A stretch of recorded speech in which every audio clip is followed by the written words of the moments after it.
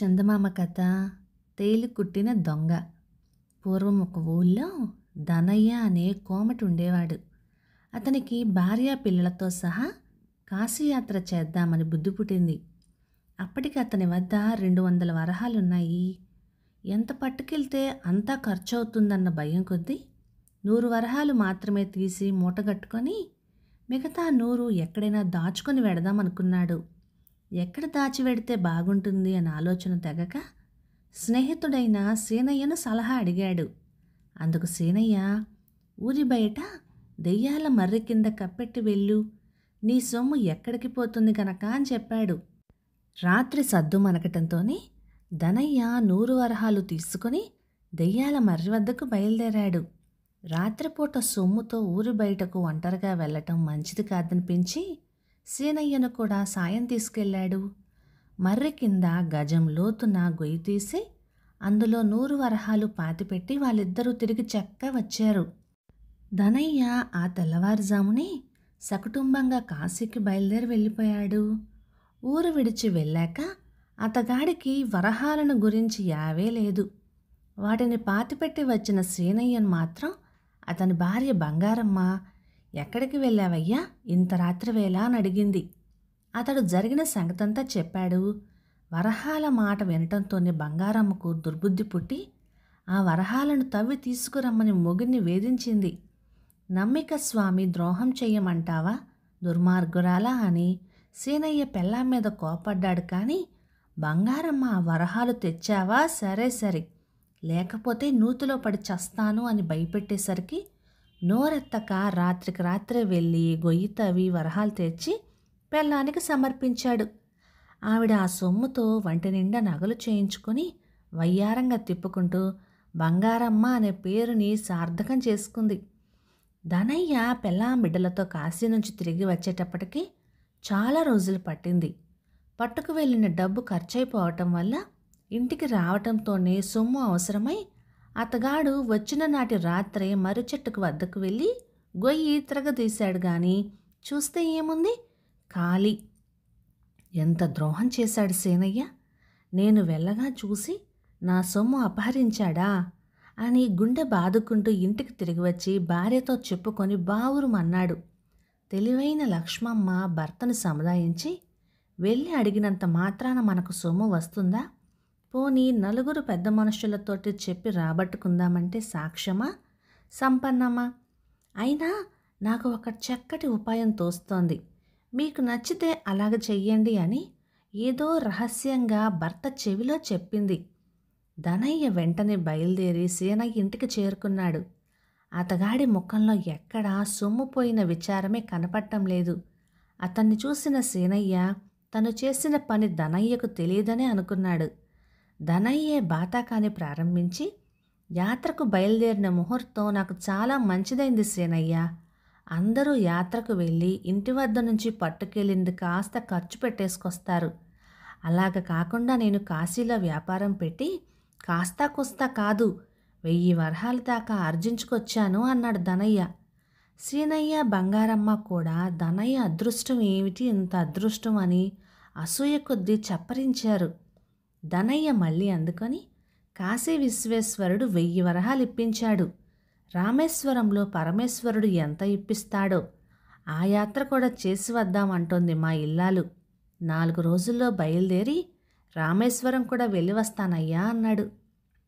తప్పకుండా వెళ్ళి రావాల్సిందే అన్నాడు సీనయ్య. ధనయ్య కంఠస్వరం తగ్గించి రహస్యంగా, సీనయ్య, నేను రామేశ్వరం వెళ్ళేలోపుగా ఒక మాటు ఆ మర్రి దగ్గరికి వెళ్ళి రావాలోయ్. ఏమంటే కాశీ నుంచి తెచ్చుకున్న 1000 వరహాలు కూడా అక్కడే దాచిపోదామని ఉంది అన్నాడు. మర్రి మాట రావటంతోనే సీనయ్య కొంచెం తెల్లబోయాడు. కానీ ధనయ్య అది గుర్తించనట్లే నటించి ఇంటికొచ్చేశాడు. ధనయ్య వెళ్ళిపోవటంతోనే సీనయ్యకి అధైర్యం పట్టుకుంది.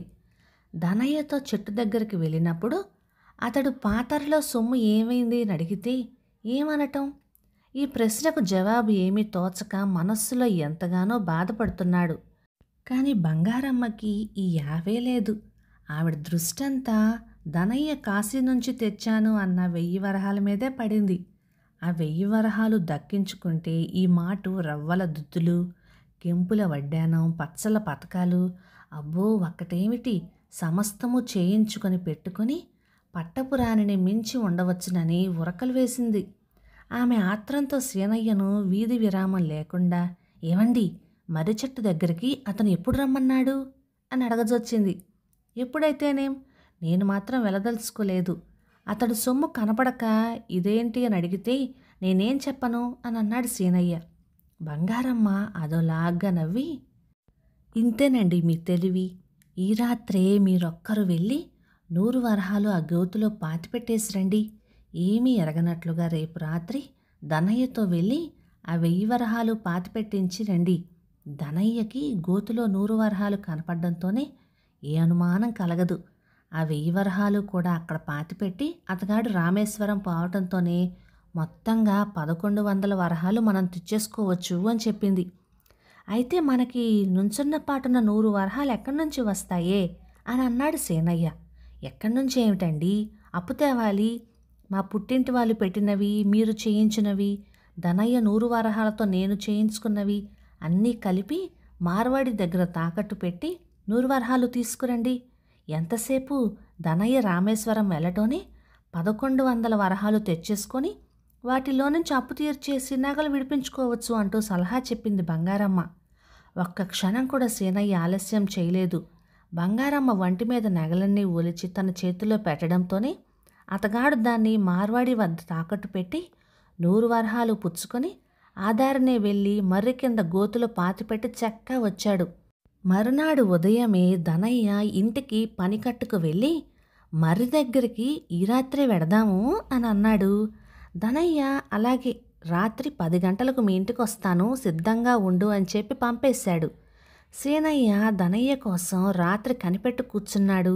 10 గంటలైంది, 11 కొట్టింది, 12 కూడా దాటింది. ధనయ్య జాడే లేదు. సీనయ్య ఏం చెప్పమా రాలేదు అని అనుకొని సంగతి కనుక్కోడానికని ధనయ్య ఇంటికి అర్ధరాత్రి వేళే బయలుదేరి వెళ్ళి గుర్రుపెట్ట నిద్రపోతున్న ధనయ్యను లేపాడు. అయ్యో పాపం, దీనికోసం నిద్ర మానుకొని వచ్చావా? రేపొద్దున్నే వచ్చి చెబుదాంలే అనుకున్నాను నేను. ఏం లేదు, మేము రామేశ్వరం ప్రయాణం మానేశాం.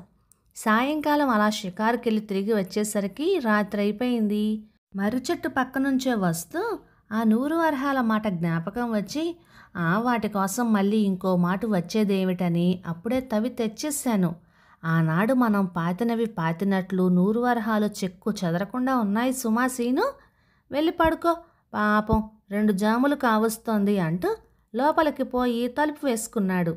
చేసేదేముంది, సీనయ్య తేలుకుట్టిన దొంగలాగా లోపల ఏడుస్తూ ఇంటికొచ్చి బంగారమ్మకి చెప్పగానే ఆవిడ గొల్లుమంది.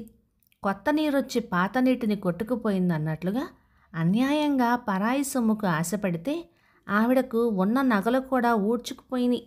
కథ సమాప్తం. ఇక ఈ కథ 1950 నవంబర్ నెల చందమామలో వచ్చింది. రచయిత పాలంకి వెంకటరామచంద్రమూర్తి గారు, మద్రాసు నుంచి. సీనయ్య భార్యకి ధనయ్య భార్యకి ఎంత తేడా ఉందో చూసారా? ఇక ఈ కథ మీకు నచ్చినట్లయితే లైక్ చేయండి, షేర్ చేయండి. ఇలాంటి మంచి తెలుగు కథల కోసం మన ఛానల్ని సబ్స్క్రైబ్ చేయండి. Thank you.